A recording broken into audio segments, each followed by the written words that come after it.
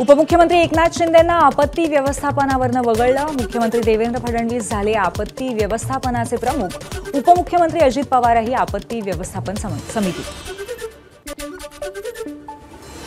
एकनाथ शिंदेंच्या लोकप्रिय योजनांना फडणवीसांचा ब्रेक। मुख्यमंत्री तीर्थदर्शन योजना थांबवण्याचा निर्णय। आनंदाचा शिधाही थांबवण्याचा फडणवीस सरकारचा विचार। तिजोरीवर आर्थिक ताण वाढल्यामुळे निर्णय। राष्ट्रवादी मुंबई अध्यक्षपद मागील 4 महिन्यांपासून रिक्त। समीर भुजबळ अध्यक्षपदावरून बाजूला झाल्यानंतर अजूनही नवीन अध्यक्षाची निवड झाली नाही। मुंबई कार्याध्यक्ष सिद्धार्थ कांबळे, शिवाजीराव नलावडे यांची नावं चर्चेत। अजित पवार यांच्या उपमुख्यमंत्री वॉर रूमची बुधवारी बैठक। अजित पवार एकनाथ शिंदे सरकारमध्ये सहभागी झाल्यानंतर वॉर रूमची निर्मिती केली। वॉर रूमच्या माध्यमातून पवारांकडून मुख्य सचिव, प्रधान सचिव, विविध खात्यांचे अतिरिक्त मुख्य सचिव यांच्या बैठका।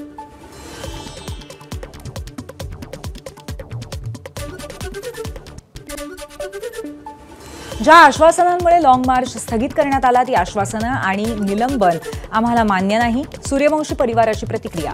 विटंबना करणाऱ्या दत्ता पवार याच्या विरोधात देशद्रोहाचा गुन्हा दाखल करावा, सूर्यवंशी कुटुंबाची मागणी।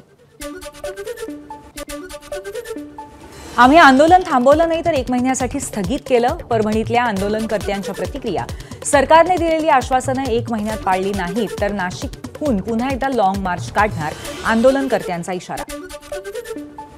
एकीकडे सोमनाथ सूर्यवंशींना न्याय मिळावा यासाठी काढण्यात आलेल्या मोर्चात सुरेश धस सहभागी होतात आणि दुसरीकडे म्हणतात की पोलिसांवर गुन्हे दाखल करू नका।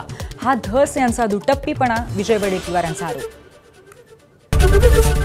एबीपी माझा, उघडा डोळे बघा नीट।